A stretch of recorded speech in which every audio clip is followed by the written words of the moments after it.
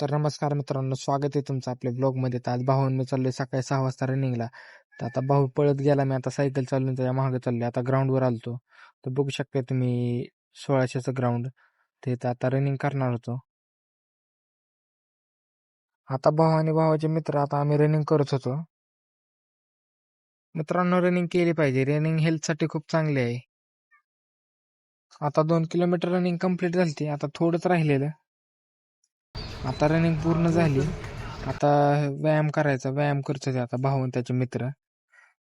मित्रांनो, आता व्यायाम झाला. आता चाललेलं घरी. घरच्यांचं कॉल आला, आता देवाला जायचंय. मित्रांनो, आता रनिंग करून आलतो. आंघोळी केली, जेवण बी केले. आता चाललोय आरेवाडीच्या बिरोबाला दर्शन घ्यायला. चाललोय आता तिकडेच. मी निघाले तर भावाने गाडी आणली. आता चाललोय. आता मी ही गाडी चालवणार आहे. आता मी आणि दीदी चाललोय. दीदी सोन्या बाह्या गेल्यात पुढं. आता आरेवाडीच्या बिरोबाला चाललोय आता आम्ही. मम्मी आणि काकी बसने येणार आहेत. आता आम्ही चाललोय. गेलाय पेट्रोल टाकाय गाडीत. तर आता पेट्रोल टाकतोय ती गाडीत. आता गाडीत पेट्रोल टाकून झालं, आता निघालेलो. आता आम्ही सोनूबाई आणि दीदी पाशी आलतो. आता आम्ही चॉकलेट घ्याय थांबलोय. इथं चॉकलेट नाही गेलं दीदी भैया. घेऊन चाललोय डायरेक्ट आरेवाडीच्या बरोबर. आता आम्हाला लागलेला सोलापूर हायवे. इथूनच जायचं होतं मंदिरात.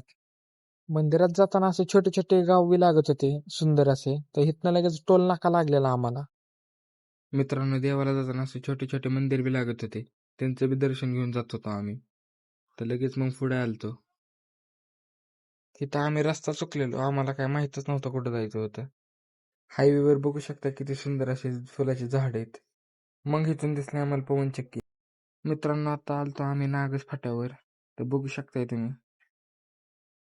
मित्रांनो, आता आम्ही निघालेलो श्री क्षेत्र बिरोबा देवस्थान येथे. जाताना एका पाठीवर लिहिलं तर डोंगरावरचा बिरोबा. त्या डोंगराच्या पलीकडे खूप मोठे मोठे पवनचक्की बी होते. डोंगराच्या वर आल्यावर बघू शकता तुम्ही पवनचक्की. मित्रांनो, तुम्हाला पुढची पवनचक्की दाखवतो.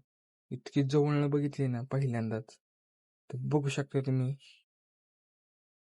मित्रांनो, मंदिराकडे जाताना खूप असे सुंदर असे व्ह्यू बी बघायला मिळाले होते. आता फायनली मंदिरापाशी आलतो. तर नारळ घेऊन चाललेलो आता मंदिराच्या पाया पडायला जाण्या अगोदर सांगितलं खाली बी एक बिरोबाचं मंदिर आहे. ते आरेवाडीचं आणि डोंगरावरचा बिरोबा. आता इकडे चाललोय. तो व्ह्यू बघू शकताय तुम्ही.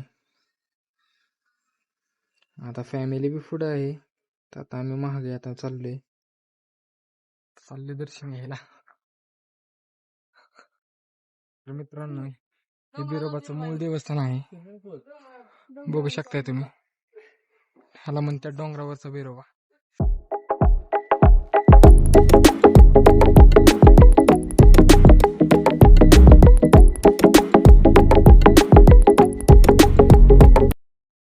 मित्रांनो, आता चाललोय मित्रांनो, बिरोबा देवाची पालखी आहे. आता मित्रांनो, आता मी चाललोय आता आत बिरोबा देवाच्या पाया पडायला. मित्रांनो, हे आमचे कुलदैवत श्री क्षेत्र बिरोबा देवस्थान. आता खूप छान पद्धतीने दर्शन झाले. आता नारळ फोडायला चाललोय. मित्रांनो, बाहेरून बघू शकता तुम्ही मंदिर.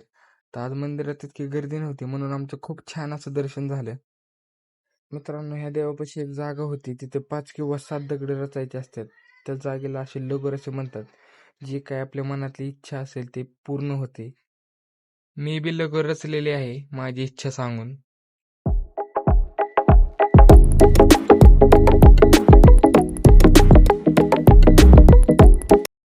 आता दर्शन घेऊन चाललोय. मित्रांनो, आता आलोय श्री बिरोबा देवस्थान आरेवाडी. आता आमची अख्खी सगळी फॅमिली चालली दर्शन घ्यायला. आता चाललोय दर्शन घ्यायला. मंदिरात जायच्या अगोदर मम्मी आमची पूजा करत होती. काकी बी मदत करत होती. कारण का आम्ही फर्स्ट टाइम होतो या मंदिरात आलतो. मित्रांनो, आता चाललेलो आत पाया पडायला. मित्रांनो, मंदिरापाशी एक झाड होतं. त्या झाडाचं असं होतं की जे आपले मनातील इच्छा पूर्ण झाली की अशी माणसं ते झेंडा लावतात त्या झाडाला. मित्रांनो, मम्मी आता पायऱ्यांना हळदी कुंकू लावते. आता आम्ही चाललोय आत दर्शन घ्यायला. मित्रांनो, बघू शकता तुम्ही श्री बिरोबा देवस्थान आरेवाडी. आमचं दर्शन खूप छान असं झालं. मन एकदम शांत झालं माझं दर्शन करून.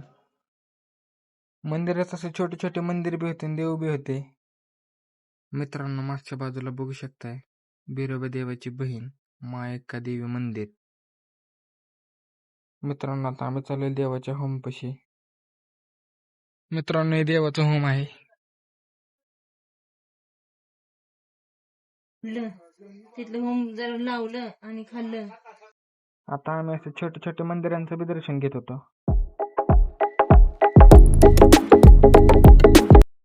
आता आम्ही चाललेलो मायक्का देवी मंदिर, बिरोबाची बहीण म्हणजे सख्या बहीण आहेत बिरोबाच्या.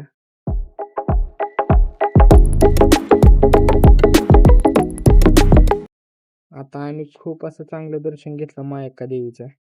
आता आम्ही आलतो कामादेवी मंदिर, बिरोबाची पत्नी यांच्या मंदिरात. यांच्या मंदिरात पण आम्ही खूप असं छान असं दर्शन घेतलं.